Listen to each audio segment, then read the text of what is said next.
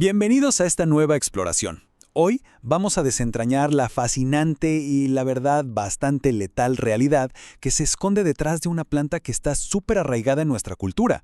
A simple vista, el toloache parece totalmente inofensivo, ¿no?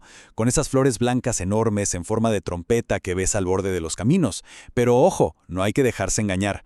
Hoy vamos a caminar justo en esa delgada y peligrosa línea entre la magia ancestral y la ciencia médica más estricta. Es un viaje donde la historia, la evolución biológica implacable y la neuroquímica se cruzan de unas formas increíbles y, francamente, un poco aterradoras. Fíjense en esta cita tan dramática. Creo que captura a la perfección la doble identidad de la Datura stramonium.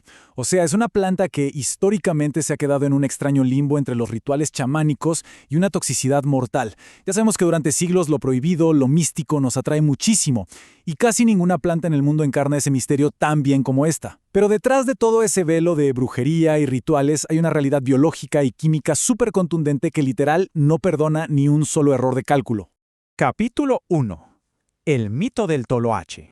Bueno, para entender la ciencia detrás de esta famosa planta, tenemos que empezar por los mitos que construyeron su reputación. Hay una leyenda zapoteca preciosa que cuenta cómo una joven doncella que estaba herida y huía se escondió en el bosque. Al verla, esta flor se compadeció y abrió sus enormes pétalos para esconderla adentro. El mito dice que los dioses quedaron tan impresionados que le dieron a la planta poderes curativos enormes, pero con una maldición. Cualquiera que abusara de ella sufriría visiones aterradoras y un daño terrible.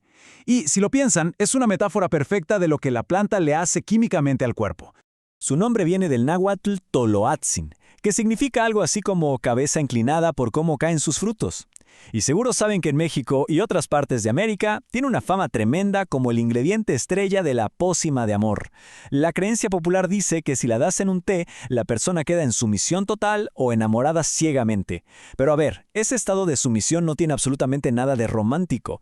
En realidad, es el primer síntoma clínico de un cerebro que está perdiendo violentamente el control de sus funciones básicas. Y sí, esta falsa idea de romance ha llevado a muchísima gente a cometer errores fatales.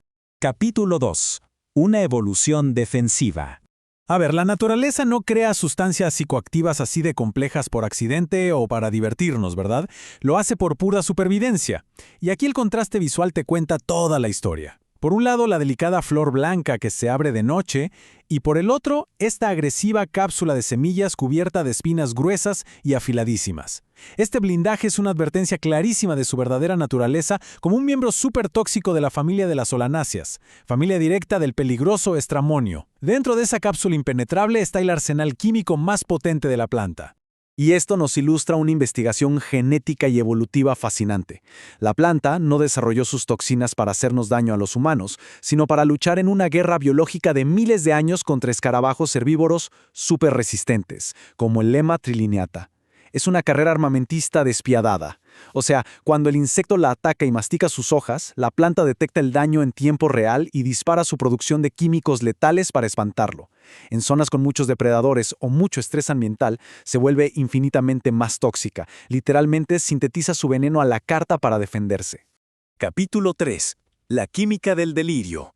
Entonces, toda esta guerra química nos lleva a preguntar, ¿qué sustancias produce exactamente la planta? Sustancias que, por pura y trágica casualidad, son devastadoras para nuestro cerebro. Hablamos de los alcaloides tropánicos, específicamente compuestos orgánicos superpotentes como la escopolamina y la atropina. Básicamente, se meten en el sistema nervioso central y bloquean activamente los receptores de acetilcolina. En pocas palabras, secuestran por completo la función normal de la mente y cortan las vías de comunicación vitales.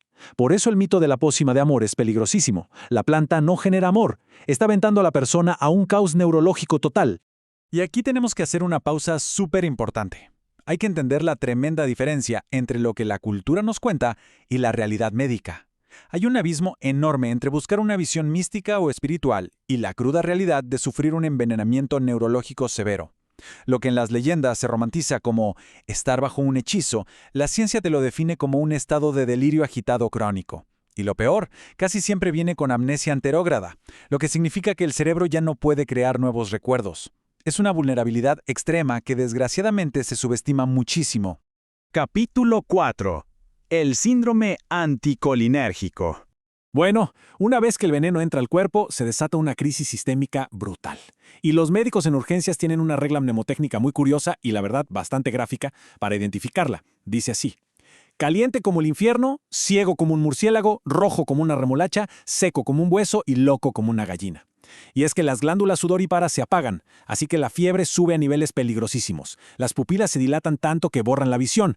La piel se pone súper roja y congestionada, y el cerebro entra en ese estado de agitación y delirio incontrolable. Es literalmente una tortura física y mental. Y miren, más allá de la paranoia y las alucinaciones aterradoras que te desconectan de la realidad, los daños físicos directos son catastróficos.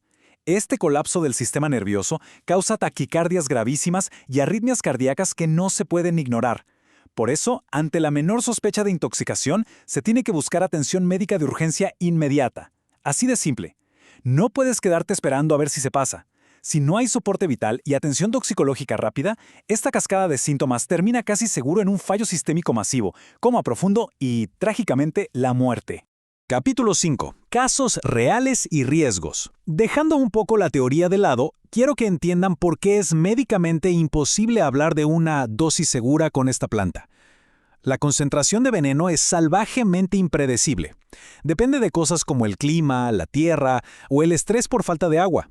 O sea, una hojita puede tener un 10% de toxicidad y la hoja de al lado, en la mismísima rama, puede tener un 90%. Es de verdad como jugar a la ruleta rusa con la impredecible química de la naturaleza.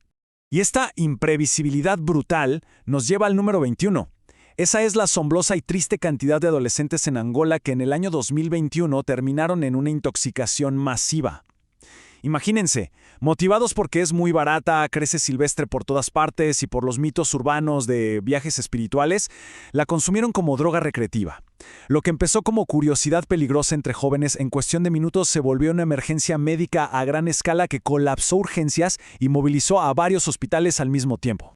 Aquí tienen los datos clínicos de ese evento masivo y la verdad hablan por sí solos. Es estremecedor. Ingerir la planta causó un descontrol tan profundo que los pacientes empezaron con crisis hipertensivas que no se podían controlar, convulsiones severas continuas y en los peores casos cayeron directo a un coma profundo. Lo que todos estos reportes toxicológicos dejan súper claro es que, ya sea por uso recreativo buscando alucinaciones o por automedicación tradicional, el índice de letalidad es altísimo. Un simple tecito que pretendía ser mágico o romántico puede ser literalmente el último. Y todo esto nos deja pensando en una verdad evolutiva que es fascinante, pero también bastante perturbadora. A veces, el mejor mecanismo de defensa en la naturaleza no es destruir físicamente y con fuerza bruta a un depredador, sino alterar completamente su conciencia. El toloache, esta flor blanca que se ve tan sencilla, no necesita envenenar el estómago para sobrevivir. Le basta con desarmar la mente humana desde sus cimientos biológicos. Y al final de todo este recorrido, nos tenemos que preguntar: ¿cuántos otros mitos antiguos y pociones mágicas de nuestra historia esconden en realidad a los asesinos biológicos más letales y silenciosos de la naturaleza?